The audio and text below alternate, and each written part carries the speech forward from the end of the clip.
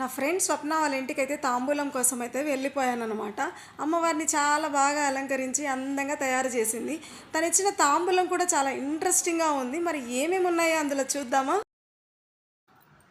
Powder, spans, ఇంకా దువ్వెన, మంచిగా కోమ్ చేసుకోవచ్చు. అరే, నా డ్రెస్కి నా శారీకి కూడా ఇది మ్యాచింగ్ అయింది. మిర్రర్ ఇంత క్యూట్గా ఉంది కదా. తిలకం తిలకం కూడా ఇచ్చింది Swapna. Thank you so much. గాజులు, ఇట్స్ మై ఫేవరెట్ కలర్.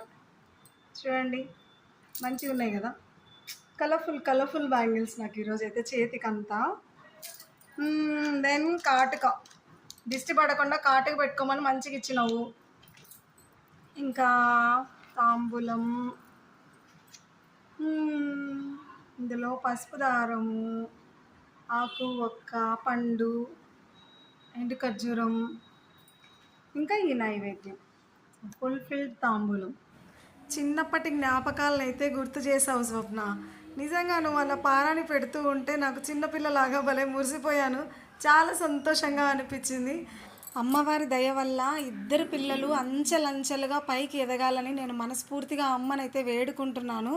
ఎండు ఖర్జూరం తింటే మంచిది, బ్లడ్ బాగా వస్తుంది.